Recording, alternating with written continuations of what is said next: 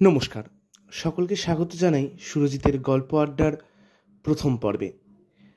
আমার আজকের নিবেদন চারুচন্দ্র চক্রবর্তী হরফে জরাসন্ধের লেখা গল্প তিলোত্তমা। শুরু করছি তিলোত্তমা।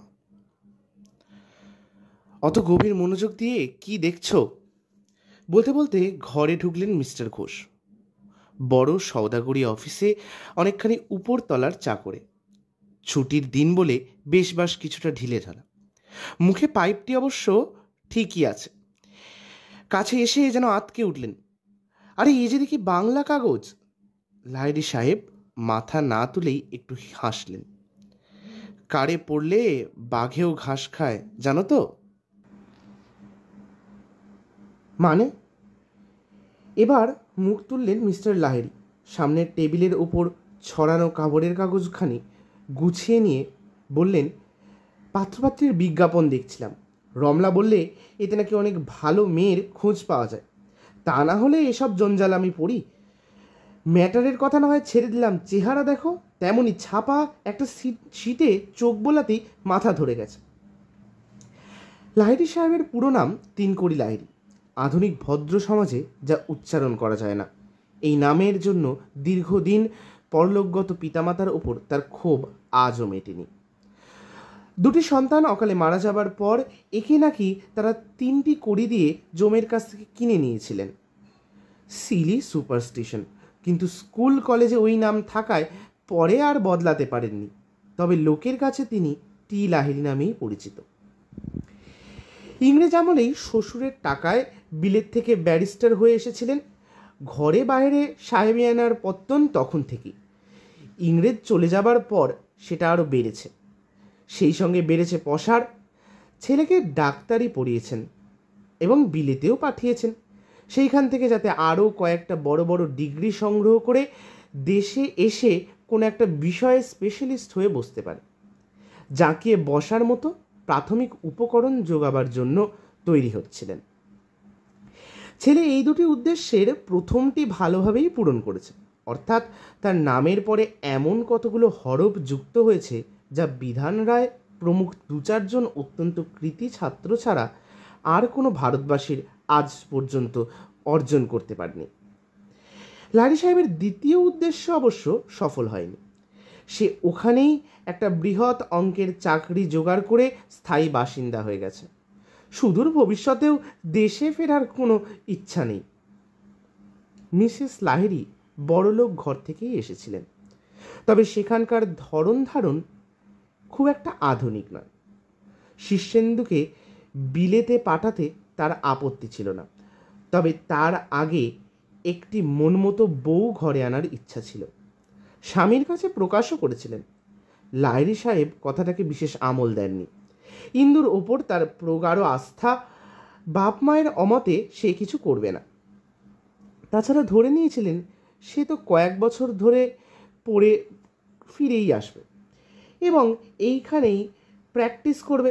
ততদিনে একটি যুবতী মেয়ে স্বামীর কাছ থেকে বিচ্ছিন্ন হয়ে থাকা, একা থাকা, তাদের কাছে পড়ে থাকবে, সেটা কারো পক্ষেই সুখের হবে না।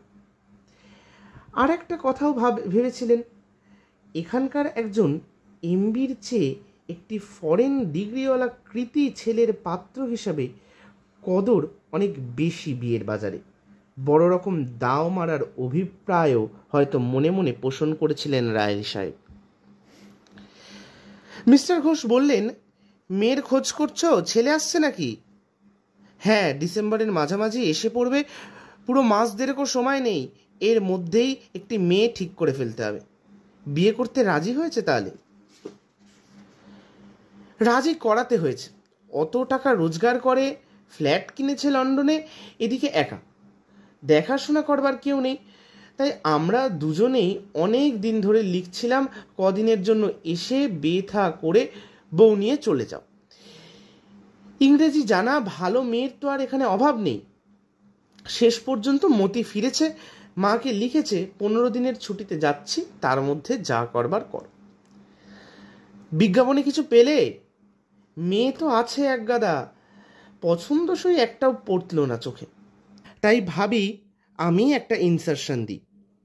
তাই ভালো, পাত্রপক্ষের রিকোয়ারমেন্ট জানিয়ে দিলে সেই মতো পার্টি আসবে, তার থেকে বেছে নেওয়া সহজ। তাহলে এসো এখনই একটা ড্রাফট করে ফেলা যাক। আমার আবার বাংলা টাংলা তেমন আসে না। আমারও তাই, তবু কিছুটা হেল্প করতে পারবো আশা করি তোমাকে। দাঁড় করাবার একটা চেষ্টা করা যেতে পারে আর কি। লাহিড়ী সাহেব একটা প্যাড নিয়ে শুরু করলেন। লন্ডন প্রবাসী, উচ্চ উপাধিধারী, উচ্চ উপার্জনকারী, ঠিক হচ্ছে তো?